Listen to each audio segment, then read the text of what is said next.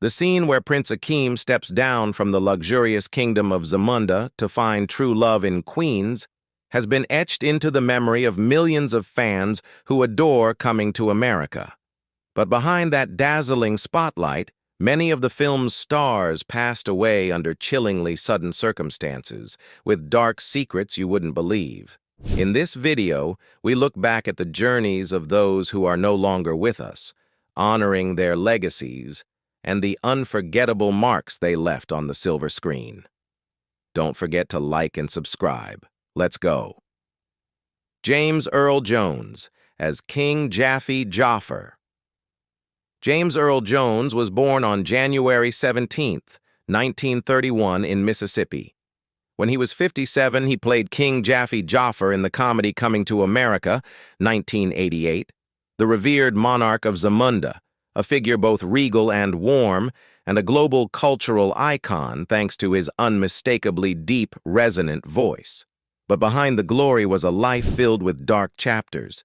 He was abandoned by his parents as a child and grew up in silence due to a severe stutter. His childhood in Michigan, where he lived with his grandparents, was marked by shame, racial discrimination, and utter loneliness. It wasn't until a high school teacher discovered his talent for literature and his powerful reading voice that James slowly reclaimed his ability to speak, quite literally. The voice that once kept him silent in childhood became the key to his greatness. From Darth Vader in Star Wars and Mufasa in The Lion King to dozens of classic stage roles on Broadway, James Earl Jones redefined the meaning of the voice of power. But his personal life was far from smooth. His first marriage ended quietly, and his second wife, actress Cecilia Hart, died of cancer in 2016. Jones lived quietly in his final years, battling type 2 diabetes and respiratory complications, though he rarely spoke about them publicly.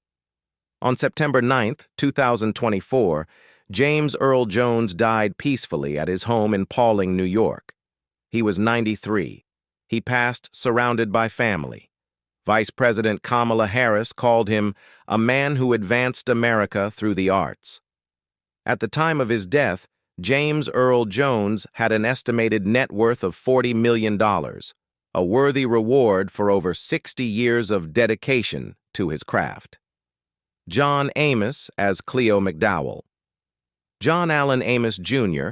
was born on December 27, 1939 in Newark, New Jersey. When he was 48, he played Cleo McDowell in Coming to America, the ambitious fast food restaurant owner trying to push McDowell's ahead of McDonald's.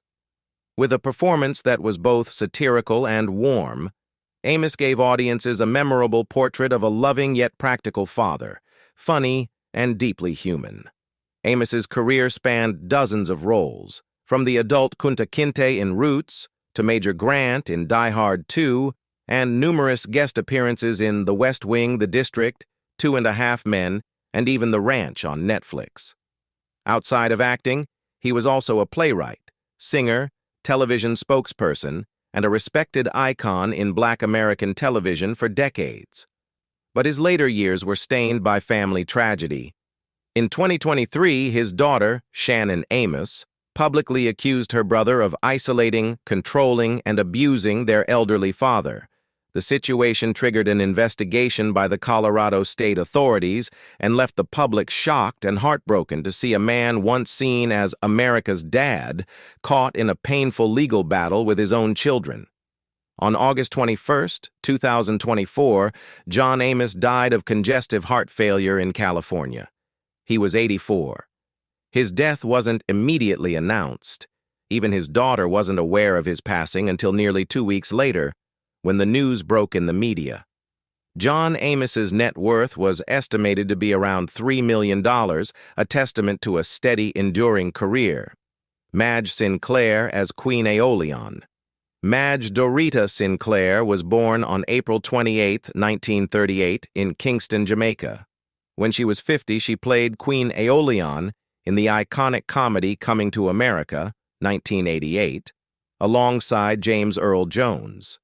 Her character, a royal wife full of grace and gentle strength, became a symbol of the perfect blend of power and maternal empathy. But behind that regal image was a life soaked in hardship. Sinclair went through a divorce in her first marriage and raised 2 sons while struggling through the early years of her career. She remarried in 1982 and stayed with her second husband until her death. During those tough times, she juggled making ends meet while fighting for opportunities on stage. After a string of supporting roles, she finally shone in Roots, 1977, Trapper John, M.D., 1980 to 1986, and won an Emmy for her performance in Gabriel's Fire, 1991. Starting in 1982, Madge Sinclair began battling leukemia, yet she never stopped working. She went on to voice Sarabi, Simba's mother, in The Lion King, 1994, her final film role before her passing. Madge died on December 20, 1995, when she was 57, after 13 years of fighting blood cancer. Her estimated net worth was between $1 to $2 million. She passed quietly, and her ashes were scattered in her homeland of Jamaica. In 2000, the Jamaican government posthumously awarded her the Order of Distinction, Commander Class, in recognition of her outstanding contributions to the performing arts. Calvin Lockheart as Colonel Izzy. Calvin Lockheart, born Bert McCloskey Cooper, was born on October 18, 1934, in Nassau, Bahamas. In 1988, when he was 54, he appeared in Coming to America as Colonel Izzy, a fiercely ambitious father determined to arrange a political marriage for his daughter to connect with Zamunda's royal family. Lockheart created an incredibly memorable supporting character that left a lasting impression on audiences. To land that role, Calvin Lockheart had to leave the Bahamas for New York when he was just 18, chasing his dream of becoming an actor. With no money and no backing, he worked as a taxi driver and opened a carpentry workshop in Queens to support himself while auditioning for the smallest roles. But Hollywood in the 1960s wasn't welcoming to black actors. Lockheart had to head to Italy, West Germany, and then the UK to find opportunities. It was in Europe that he finally found the stepping stone that led him back to the US with major roles in Cotton, Comes to Harlem, 1970, and Let's Do It Again, 1975. In his personal life, he went through 3 marriages and had 2 sons. His final wife, Jennifer Miles, became his bride in 2006, just 1 year before his passing. It was his son Julian who walked his mother down the aisle in that belated but deeply emotional wedding ceremony. On March 29, 2007, Calvin Lockheart died in Nassau due to complications from a stroke. He was 72. His sudden death shocked fans. Just months earlier, he had appeared in his final film, Rain, which was shot in his native Bahamas. At the time of his death, Calvin Lockhart's net worth was estimated at around $1 million, a modest figure compared to the talent and dedication he had poured into his work. Louis Anderson as Maurice. Louis Perry Anderson was born on March 24, 1953, in St. Paul, Minnesota. In 1988, when he was 35, he appeared in Coming to America as Maurice, the cheerful fast food worker with big dreams of moving up to manager. Louis brought a unique energy, funny, friendly, and full of sincerity. But behind the laughs was a life filled with quiet pain. Louis was the 10th child in a family of 16, 5 of whom died at birth. He grew up in poverty, with an alcoholic and abusive father. That chaotic childhood helped shape his multifaceted career. As host of Family Feud, creator of the animated series Life with Louis, and especially for his Emmy-winning role as Christine in Baskets in 2016.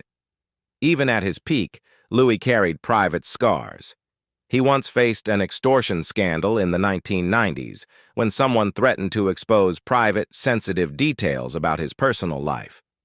To protect his wholesome image as a family entertainer, he paid over $100,000 in hush money before involving the FBI. The incident ended in a high-speed chase and prison time for the blackmailer, but Louis never truly escaped the fear it left behind. In his final years, Louis quietly battled blood cancer. a diagnosis he kept private since the early 2000s. On January 21st, 2022, he died from complications of the disease in Las Vegas. He was 68. Just 3 days before, the public had learned he was hospitalized. At the time of his death, Louis Anderson's net worth was estimated at $10 million, largely built from his decades-long Vegas residency and entertainment career. Don Ameche as Mortimer Duke. Don Ameche, born Dominic Felix Ameche, was born on May 31, 1908, in Kenosha, Wisconsin.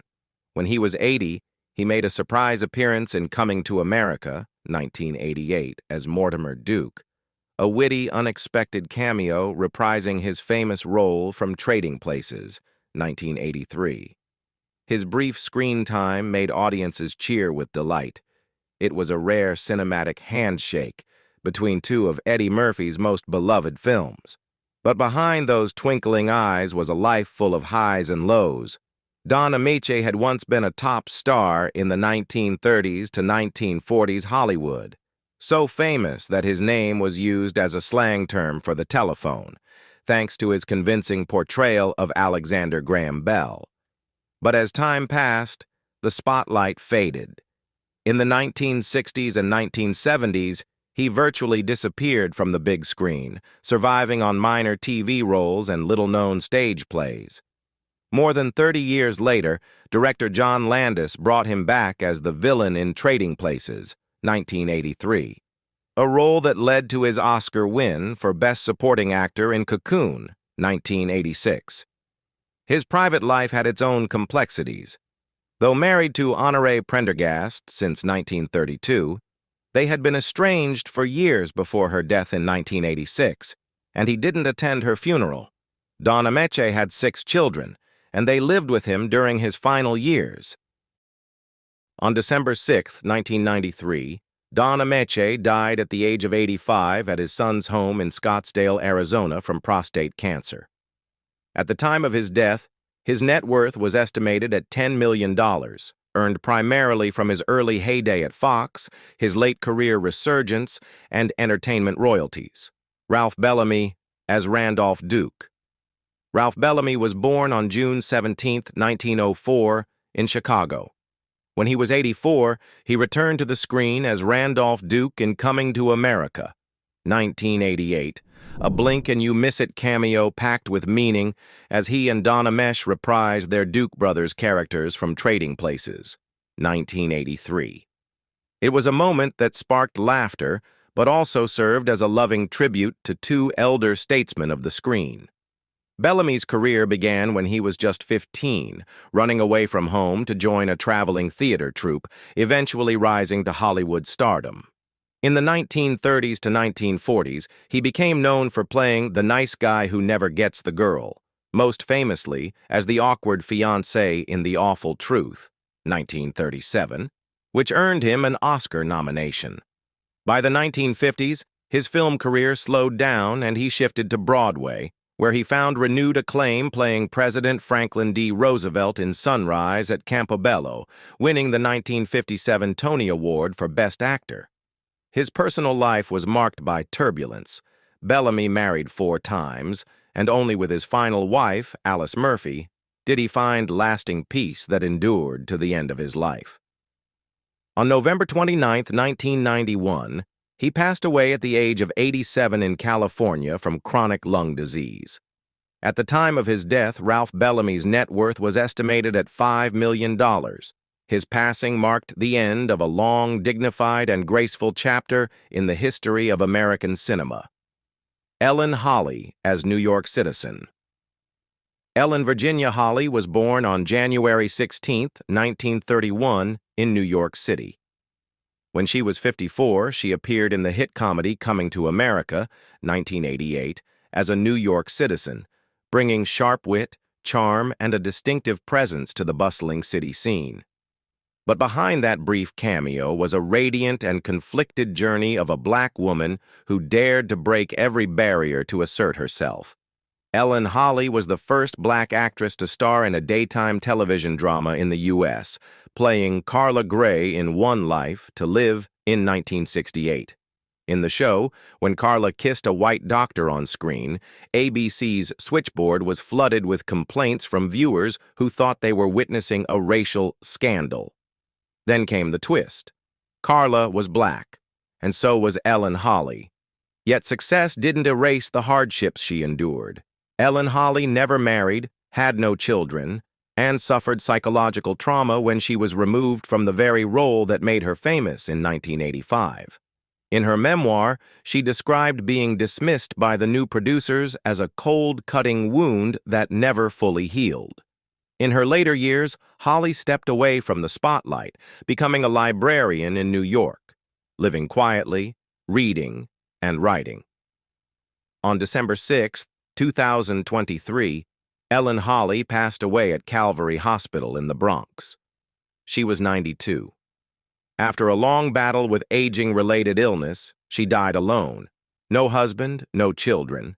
But the legacy she left behind burned brighter than ever. Her net worth at the time of her passing was estimated at around $1 million. Eddie Murphy as Prince Akeem Jaffer. Eddie Murphy, whose full name is Edward Regan Murphy, was born on April 3, 1961 in Brooklyn, New York.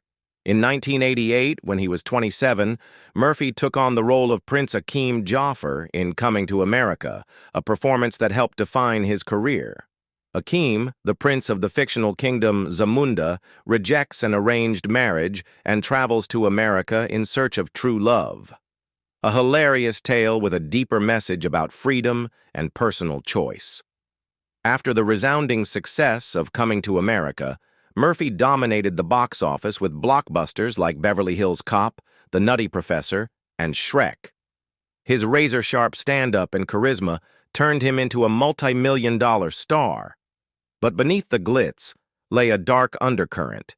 His father, a police officer and amateur comedian, was brutally murdered when Eddie was just 8 years old.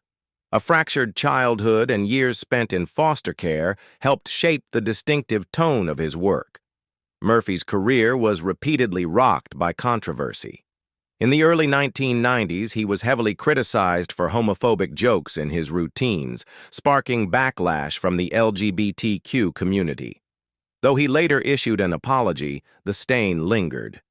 In 1997, Murphy made headlines when he was caught driving with a transgender sex worker in his car, a media storm that damaged his squeaky clean public image. In his personal life, Murphy has 10 children with multiple women. His 13-year marriage to model Nicole Mitchell ended in a highly publicized divorce, followed by legal disputes. In 2006, former Spice Girl Melanie Brown gave birth and claimed Murphy was the father. He initially denied it, only to be confirmed by a DNA test, igniting a major celebrity scandal. Though he was dismissed as washed up during the 2000s, Murphy made a stunning comeback with a Golden Globe win and Oscar nomination for his role in Dreamgirls, 2006. As of 2025, Eddie Murphy is 63 years old and remains one of the most influential black stars in entertainment history. He currently lives with his wife, Australian model Paige Butcher, and their 2 young children. His estimated net worth is around $200 million, a testament to resilience, reinvention, and survival in Hollywood's harshest spotlight. Arsenio Hall as Semi. Arsenio Hall was born on February 12, 1956, in Cleveland, Ohio. In 1988, when he was 32, he became a part of cinematic legend by playing Semi, the loyal yet hilariously mischievous companion to Prince Akeem in Coming to America. Hall's charm and comedic timing made Semi unforgettable. But Arsenio Hall's life took a heartbreaking turn. After the Arsenio Hall Show, his self-titled talk show, was canceled in 1994. Hall all but vanished from the entertainment world. Once greeted with thunderous "woof, woof, woof" chants from fans, he abruptly retreated from public life, despite being hailed as the voice of young black America on late-night TV. By his own account, Hall chose to step back to raise his only son, born in 1998, after years of media pressure, industry competition, and the isolating effects of fame. For years, rumors swirled: drug addiction, being blacklisted for hosting controversial guests, including LGBTQ voices and outspoken black artists discussing HIV/AIDS in the community. Ultimately, Hall made a surprise comeback in 2012, winning The Celebrity Apprentice and securing $250,000 for the Magic Johnson Foundation, a charity close to his heart ever since his friend Magic Johnson publicly revealed his HIV status. In 2021, Hall returned to the big screen alongside Eddie Murphy in Coming to America, once again bringing Semi to life with infectious humor. As of 2025, Arsenio Hall is 69 years old, living quietly and rarely making public appearances. Though no longer a late-night icon, he remains respected as a trailblazer who paved the way for black hosts like Steve Harvey and Trevor Noah. Shari Headley as Lisa McDowell. Shari Headley was born on July 15, 1964, in Queens, New York. When she was 24, director John Landis cast her as Lisa McDowell in Coming to America, a surprising yet deliberate choice. He wanted a fresh face, untouched by fame or media expectations, and Headley did what few expected. She became the woman a prince gave up his crown for. The film's success made Headley a star. But unlike many who chased the spotlight, she chose a steadier path. Her career became a collection of consistent roles: soap operas like All My Children, primetime dramas like The Haves and the Have-Nots, and characters ranging from lawyers to police officers to mothers. Headley became a familiar presence on American TV for decades. Still, her personal life had its challenges. In 1993, she married rapper Christopher Play, Martin of Kid and Play fame. But just 2 years later, they divorced. As a single mother, she later revealed she had turned down numerous roles to care for her son, a decision that slowed her career, but one she never regretted. In 2021, more than 30 years after playing Lisa, she returned in Coming to America as Queen Lisa, graceful, mature, yet still radiating the kindness that once won Akeem's heart. Her return reminded everyone that Shari Headley had never really left. As of 2025, Shari Headley is 61 years old and still active in the entertainment industry, alongside charity work and mentoring young black actors. Her estimated net worth is around $5 million. She is not a symbol of extravagance, but of strength, stability, and unwavering grace. Eriq La Salle as Daryl Jenks. Eriq La Salle was born on July 23, 1962, in Hartford, Connecticut, the son of a single mother and one of 4 children. When he appeared on the big screen in Coming to America, 1988, he was just 26, and his role as Daryl Jenks, the cocky, flashy, and thoroughly unlikable boyfriend, left a distinct impression. Though not a lead character, Daryl became unforgettable, not because he was beloved, but because he perfectly embodied excessive ego and lack of authenticity. With hair held in place by gallons of hairspray, La Salle delivered a performance that captured the kind of boyfriend every smart woman should steer clear of. But beneath that comedic shell was an actor who had struggled for years in the business. Before landing the role of Daryl, he toiled in minor parts, off-Broadway plays and forgettable TV episodes.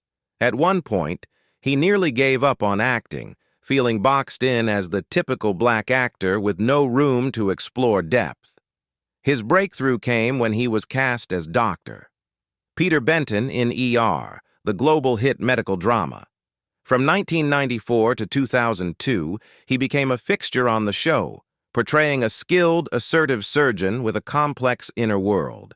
The role earned him 3 NAACP Image Awards, and turned La Salle into a rare symbol of black intellect and nuance on television, at a time when most black actors were relegated to shallow supporting roles. But La Salle's career didn't stop at acting. He moved into directing and producing, contributing to episodes of Law and Order, SVU, CSI, NY, and Chicago PD.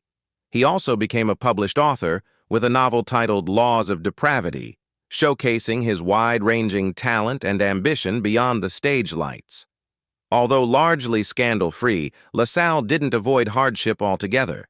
He once spoke about a 2000 car accident, a minor collision, but enough to remind him of how fragile fame could be. Fortunately, he was unharmed and quickly returned to work. Interestingly, even with all his accomplishments post-Coming to America, La Salle still finds fans calling out, "Hey, it's the greasy-hair boyfriend from Coming to America." As of 2025, Eriq La Salle is 63 years old. He continues to direct and produce for television and rarely steps in front of the camera, a deliberate choice. With an estimated net worth of $25 million, La Salle may not be a loud star, but he is a respected one, a creative force behind many successful shows, a quiet yet steady artist. Vanessa Calloway as Imani Izzy. Vanessa Calloway was born on March 20, 1957, in Cleveland, Ohio. When she took on the role of Princess Imani Izzy in the iconic film Coming to America, 1988, she was 31, and her unforgettable bark-like-a-dog scene upon meeting Prince Akeem instantly turned her into a pop culture icon. After Coming to America, she solidified her status with strong performances in films like What's Love Got to Do with It, Crimson Tide, The Inkwell, and later in the TV series Saints and Sinners, where she played Lady Ella, a powerful and cunning First Lady of the Church. But behind the spotlight were quiet heartbreaks. In an interview, she revealed that she had suffered a miscarriage, a silent grief that left a lasting impact. In 2009, Vanessa was diagnosed with ductal carcinoma in situ, a precancerous form of breast cancer. She underwent 2 lumpectomies, followed by a full mastectomy and reconstructive surgery using tissue from her abdomen. As of 2025, Vanessa Calloway is 68 years old. She remains active in the entertainment industry and stands as a symbol of strength, an unyielding black woman who has never let circumstance define her. With an estimated net worth of $6 million, Calloway is one of the most enduring and soulful presences in Hollywood. Samuel L. Jackson as Hold-Up Man. Samuel L. Jackson was born on December 21, 1948. When he appeared in Coming to America in 1988, he was 39 and had only a brief role, a gun-wielding robber at McDowell's. Yet, with his intense stare, unmistakable raspy voice, and commanding presence, his few minutes on screen signaled the rise of a future star. Few knew that before that spark of fame, Jackson had been worn down by addiction, struggling to survive on the fringes of show business. Early in his career, he worked night security jobs, background stage roles, and even did stunt work for Bill Cosby. Jackson's drug and alcohol use became so severe that he was removed from the piano lesson, a play he had originated. In 1991, everything changed. While recovering in rehab, he landed the role of a crack addict in Spike Lee's Jungle Fever. Ironically, playing that role became a form of personal redemption. His performance was so raw that the Cannes Film Festival created a special category to honor it. From that moment, Samuel L. Jackson skyrocketed. His role as Jules in Pulp Fiction earned him an Oscar nomination and became a cinema classic. His monologues, like the famous Ezekiel 25:17, are etched into film history. He went on to define characters like Jedi Master Mace Windu in Star Wars, Nick Fury in the Marvel Cinematic Universe, and Frozone in The Incredibles. With over 150 films, Jackson's movies have grossed more than $27 billion worldwide, making him the highest-grossing actor in movie history. But behind the success is a man once suspended from college for kidnapping a board of trustees, once warned by the FBI that he'd be dead within a year if he didn't leave a militant group.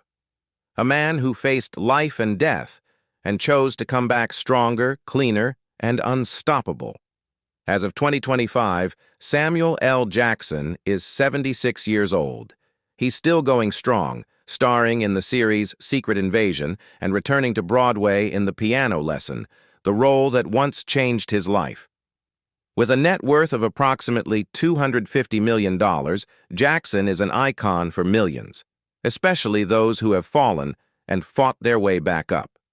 The journey from Zamunda to Queens in Coming to America remains one of cinema's most beloved memories. But the tragedies and secrets of its cast have made that story even more haunting. Their legacies live on in every laugh and every tear the film evokes. Which moment from the movie stayed with you the most? And which star do you remember most fondly? Let us know in the comments, like and share to celebrate their stories.